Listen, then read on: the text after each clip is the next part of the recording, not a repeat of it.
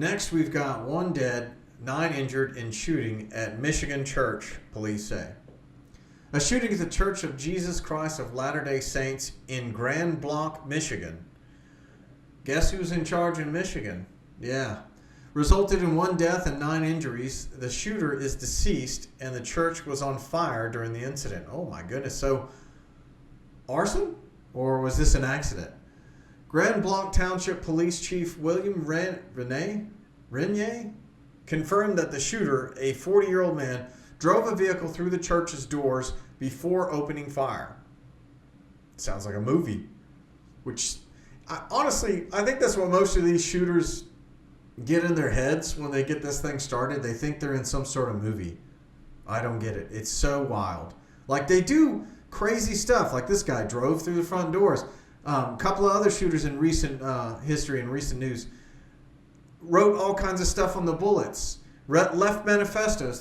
It's just like a game to them, which is just another symbol of their mentally deranged status. And it's a red flag. It means it just shows that these people should be locked up in an insane asylum before it ever gets to this point. Michigan Governor Gretchen Whitmer expressed her sorrow, stating that violence anywhere, especially in a place of worship, is unacceptable. I agree. But if you'll remember, Gretchen Whitmer is the governor of Michigan who conspired with FBI agents under the Biden administration to lure 2 or 3 standard normie individuals who happen to be Trump supporters into a plot to kidnap her.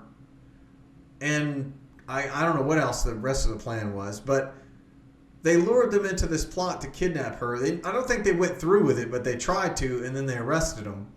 We'll have to look up the updates on that case at some point. But, yeah, she conspired with the FBI under the Biden admin to entrap 2 American individuals just because she didn't like conservatives or Trump supporters.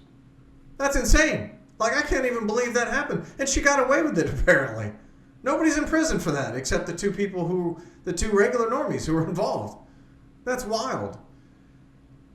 FBI officials are on the scene to assist with the investigation and have deployed 100 agents to the area for witness interviews and evidence gathering. Looks like CBS is reporting 2 were killed and 8 injured. That was 29 minutes ago. This is the AI summary, so that might be more accurate.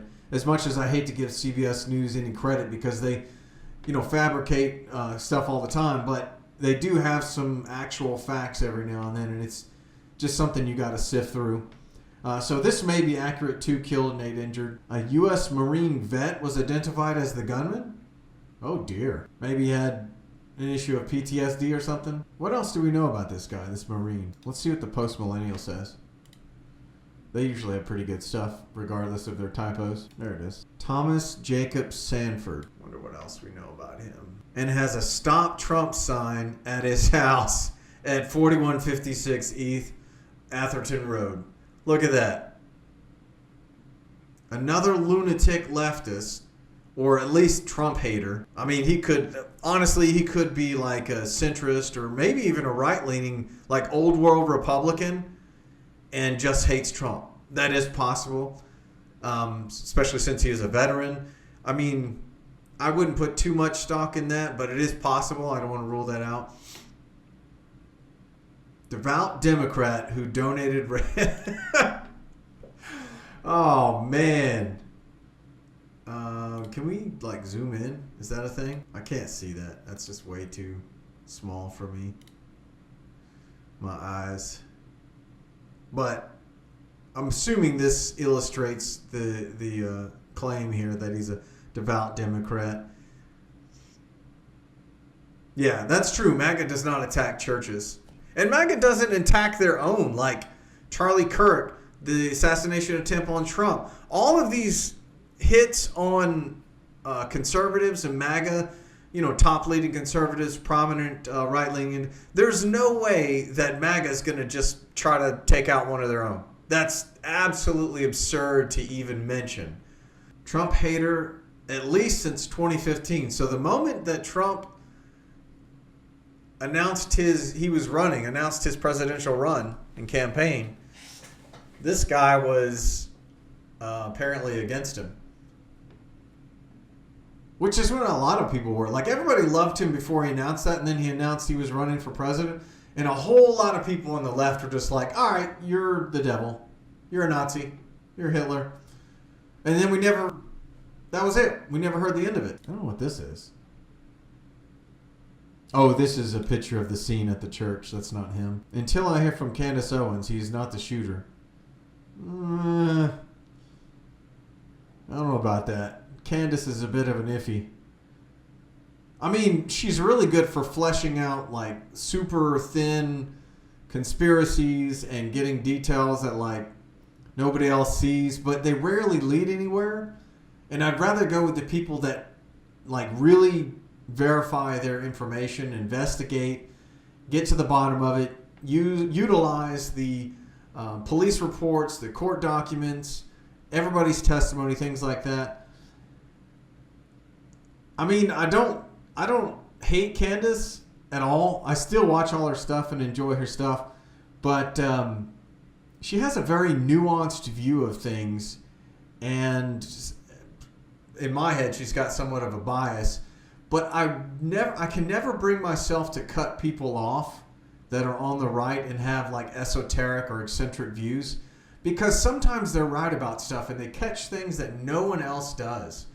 40-year-old U.S. Marine veteran, donated to the Democrat campaign on multiple occasions.